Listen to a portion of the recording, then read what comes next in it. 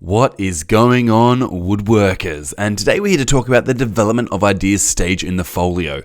Now, there's actually multiple sections to this development of ideas, and we're just going to be focusing on the very first one today.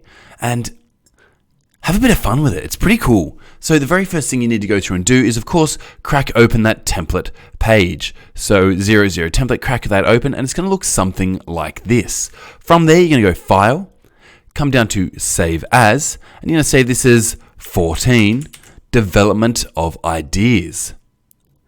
Once you've saved that, change that heading to Development of Ideas. Now, the very next thing we need to go through and do is add a minor heading. Now, this minor heading is going to be aspects highlighted from previous research. Now, we can just throw a nice little colon there after that. And this is going to link back to that initial research of existing ideas that we did earlier. After you've done that, go through and write this little statement out. So we've gone through and we've added that nice little minor heading there. The next thing we need to go through and do is add this little section of text. Now I'm just going to make sure that this is keeping the source formatting where it was copied from. And it says, in the research of existing solutions section of this folio on pages so-and-so to so-and-so. So make sure that you link the pages of your folio that it's actually linked to. I highlighted a number of design features that I would like to include in my product. The following is a list of these features. Perfect.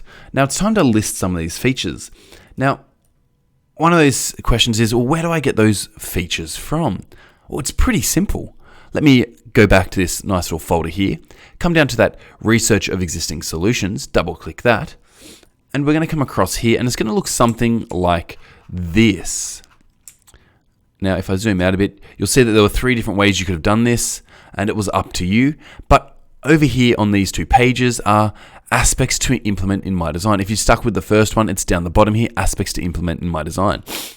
Now for that, we just want to start copying all of these nice little things we've said that we want to include in our design.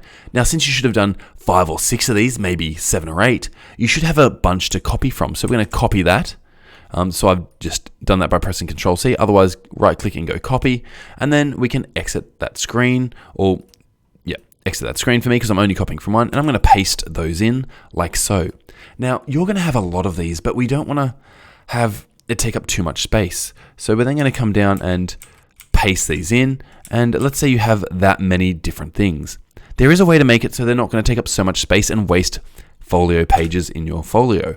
So we're going to come back up here, we're going to select all of those. You need to go across to layout, and we're going to come across down to columns. Now, depending on how large yours are, I like 3 columns for this, but mine are very short with those features to thing. And as you can see, I've now got 3 nice things outlining aspects I'd like to include in my design. Perfect. Now, it's not actually a bad idea to go back through and to, of course, re-highlight some of these in the next section. And the next heading underneath is going to be called Additional Aspects to Consider for My Design. Now, once again, we'll throw a nice little colon at the end there, and we need to come through and we want to start finding some more information. Now, from here, we need to go through and get some images to show what we're looking for or what we're after.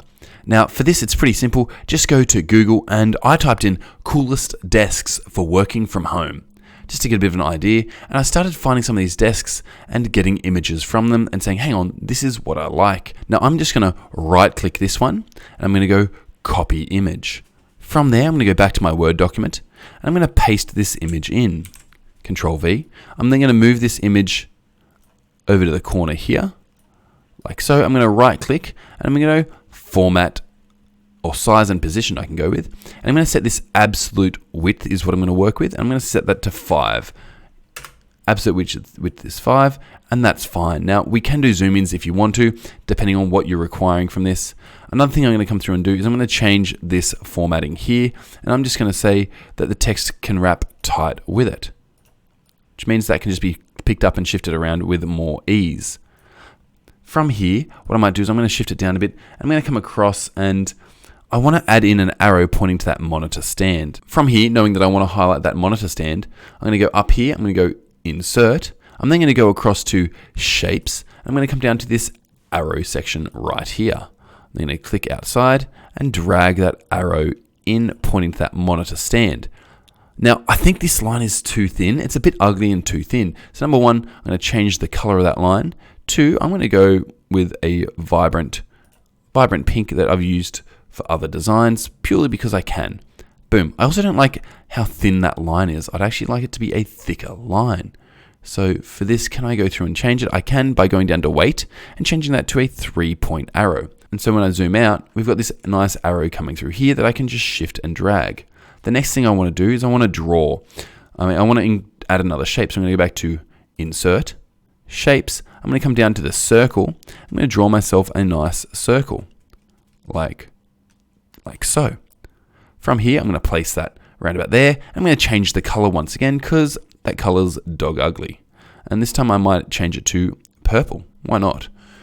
From there, I can double click in and start typing.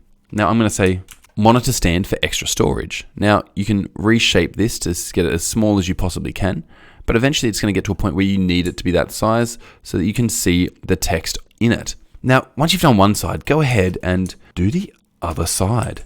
And so for that, it could just look something like this. Boom. And then you've got that sitting there. Now, of course, you can move these around to get many of these in as possible. It doesn't particularly worry me too much, but you want to try and make it a little bit aesthetically pleasing, a little bit attractive. So if I was to throw another one in there, it'd once again pop down, and then all of this could sit in there. And you're going to want to go through and you're going to want to point out as many things as you want to add to your design as possible. Different things that have popped up. You're like, oh, I really like that. I like that. I like that. Because this is showing that this development of ideas where you're starting to steal things from other people's products and take their ideas. So ideally, you'd want to have probably about 20 of these going. And then you're going to have a big list at the end. And under here in that ongoing evaluation, it's going to be pretty simple, but the ongoing evaluation is actually going to be quite large and lengthy. We're going to come through and it's going to say something like this.